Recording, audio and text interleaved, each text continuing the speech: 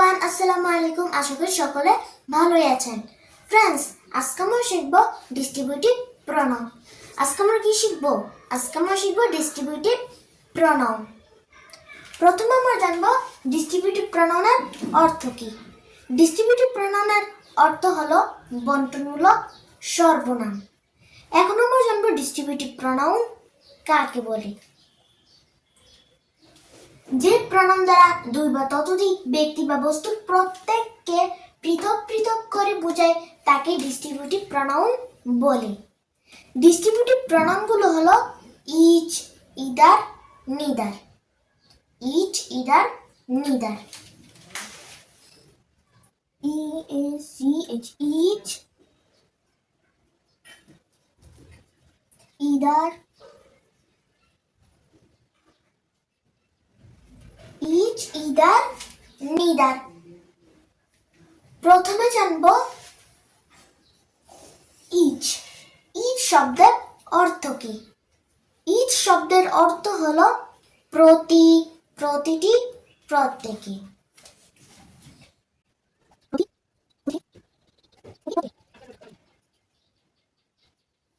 Each প্রতি, প্রতিটি, প্রত্যেকে। দুই বা ততোধিক ব্যক্তি বা বস্তুর প্রত্যেককে আলাদা আলাদা করে বোঝাতে আমরা ইচ ব্যবহার করব। ধরে নিন এটা একটা ক্লাসের মধ্যে অনেক ছাত্র আছে, তাদের প্রত্যেককে আলাদা আলাদা করে বোঝাতে আমরা এই ইচ ব্যবহার করব, ঠিক আছে? তো আসুন এক্সাম্পলের মাধ্যমে বিষয়টা ক্লিয়ার করি। প্রথমে এই সেন্টেন্সটাকে লক্ষ্য করুন। এই সেন্টেন্সের মধ্যে লেখা আছে প্রত্যেক মেয়ে একটি করে গ্লাস পুরস্কার পেয়েছে। প্রত্যেক মেয়ে একটি করে গ্লাস পুরস্কার কি পেয়েছে। এই যে প্রত্যেকে, প্রত্যেক জন্য আমরা ইচ ব্যবহার করব। প্রত্যেক মেয়ে, এটার ইংলিশ হবে ইচ অফ দ্য গার্লস। প্রত্যেক মেয়ে,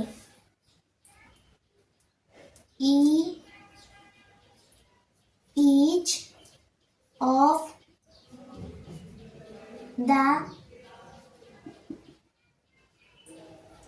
of the girls, প্রত্যেক মেয়ে একটি করে গ্লাস পুরস্কার পেয়েছে। has got a glass prize, has got a glass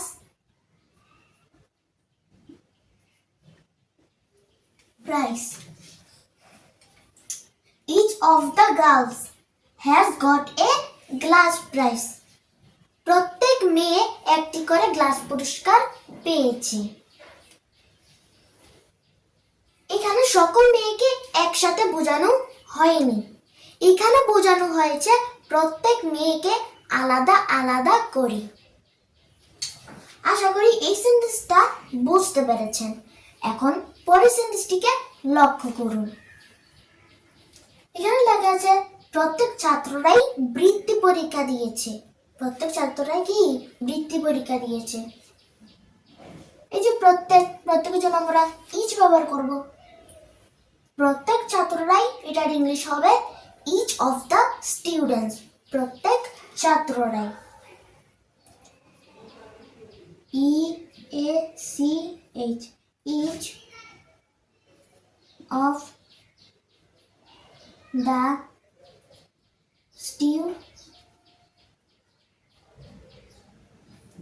each of the students, প্রত্যেক ছাত্ররাই বৃত্তি পরীক্ষা দিয়েছে। took the scholarship exam, took the scholarship exam. Each of the students took the scholarship exam. প্রত্যেক ছাত্ররাই বৃত্তি পরীক্ষা দিয়েছে। এখানেও প্রত্যেক ছাত্রকে আলাদা আলাদা করে বোঝানো হয়েছে। আশা করি ইচের ব্যবহারটা বুঝতে পেরেছেন। এখন শিখব ইদার। ইদার শব্দের অর্থ কি? ইদার শব্দের অর্থ হলো দুইয়ের মধ্যে যে কোনো একটি। দুইয়ের মধ্যে যে কোনো এবং একটি।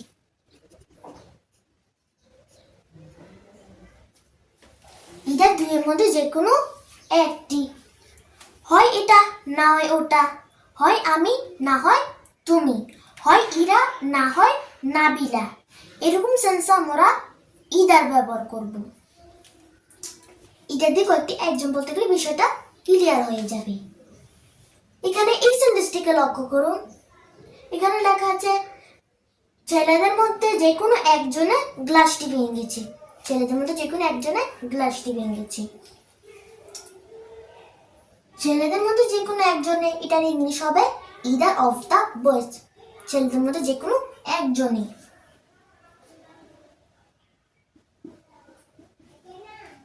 Either of the boys. Either of the boys, ছেলেদের মধ্যে যে কোনো একজনে গ্লাসটি ভেঙেছে। Has broken the glass. Has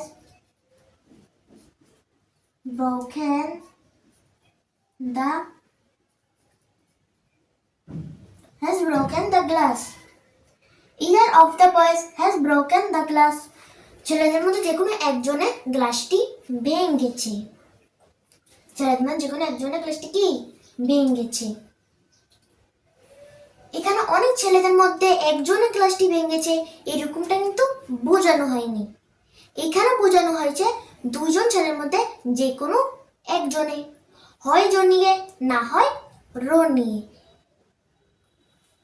হয় জনিয়ে না হয় রনিয়ে গ্লাসটি ভেঙেছে। আশা করি সেন্টেন্সটা বুঝতে পেরেছেন। এখন পরের সেন্টেন্সটিকে লক্ষ্য করুন। এখানে লেখা আছে দুইটি বইয়ের মধ্যে একটি বই আমার। দুইটি বইয়ের মধ্যে একটি বই আমার।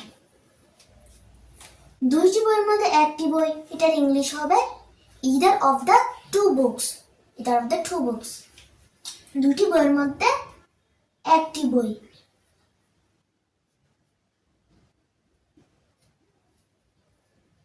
either of the two books.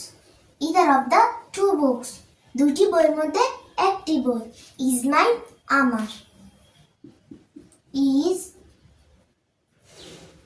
is mine আমার। either of the two books is mine. দুইটি বইয়ের মধ্যে একটি বই আমার। দুইটি বইয়ের মধ্যে একটি বই আমার। আশা করি ইদারের ব্যাপারটাও বুঝতে পেরেছেন। এখন শিখব নিদার। নিদার শব্দের অর্থ কি? নিদার শব্দের অর্থ হলো দুইয়ের মধ্যে কোনোটাই না বা দুইজনের মধ্যে কেউ না।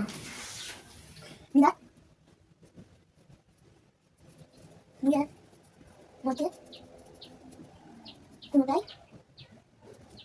কোনোটাই না। নিদার দুইয়ের মধ্যে কোনোটাই না। এটাও না ওটাও না, আমিও না তুমিও না, ইরাইও না নাবিলাইও না। এরকম সেন্স আমরা নিদার ব্যবহার করব। নিদার যে কয়েকটি একজন পদ দেখলে বিষয়টা ক্লিয়ার হয়ে যাবে। এখন এই সেন্টেন্সটাকে লক্ষ্য করুন। এই সেন্টেন্সের মধ্যে লেখা আছে তাদের মধ্যে কেউই বৃত্তি পরীক্ষা দিয়েছে না, অর্থাৎ তাদের মধ্যে কেউই না বৃত্তি পরীক্ষা দিয়েছে। তাদের মধ্যে কেউই না, এটা ইংলিশ হবে neither of them. তাদের মধ্যে কেউই না। NEI neither of them. তাদের মধ্যে কেউই না বৃত্তি পরীক্ষা দিয়েছে। took the scholarship exam. took the scholarship exam.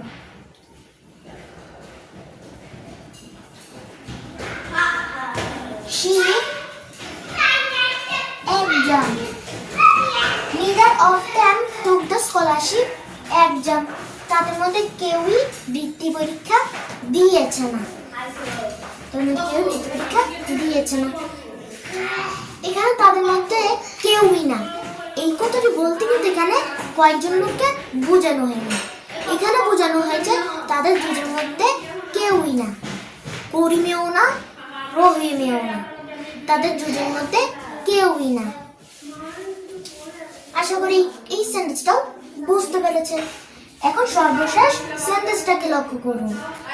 এখানে লেখা আছে আমার পিতামাতা কেউই মশলাদার খাবার পছন্দ করেন না। আমার পিতামাতা কেউই মশলাদার খাবার পছন্দ করেন না। আমার পিতামাতা কেউই না, এটার ইংলিশ হবে neither of my parents। আমার পিতামাতার কেউই না, NEITHER, neither of my parents।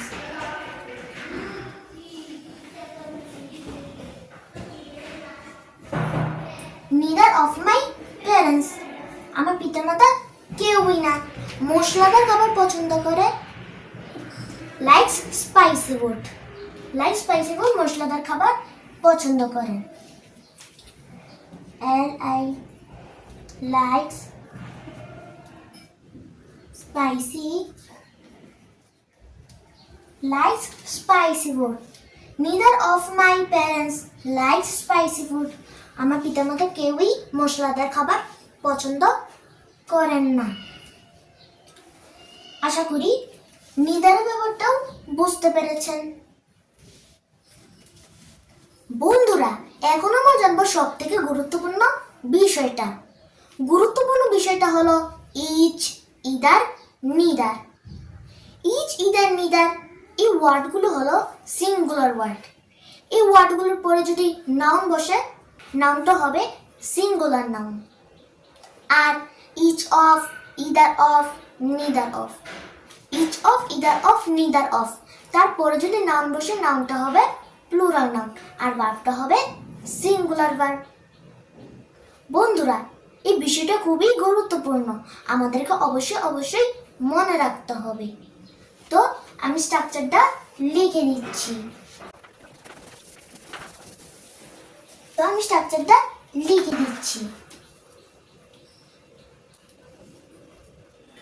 Each,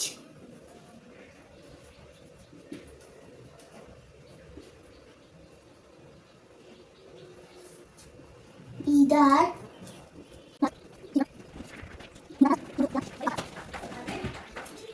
each of,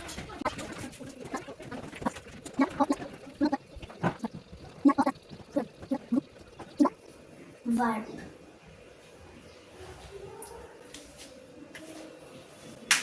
বন্ধুরা, এই স্ট্রাকচার অনুযায়ী কিন্তু এই সেন্টেন্সগুলো তৈরি করা হয়েছে। প্রথমে এই সেন্টেন্সগুলো লক্ষ্য করো।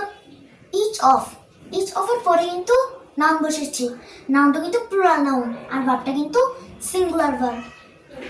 আবার এখানে দেখুন ইদার অফ, ইদার অফ এর পরে কিন্তু নাউন বসেছে, নাউনটা কিন্তু প্লুরাল নাউন আর ভার্বটা কিন্তু সিঙ্গুলার ভার্ব। আবার এখানে দেখুন নিদার অফ, নিদার অফ এর পরে কিন্তু নাউন বসেছে প্লুরাল নাউন আর ভার্বটা কিন্তু সিঙ্গুলার ভার্ব।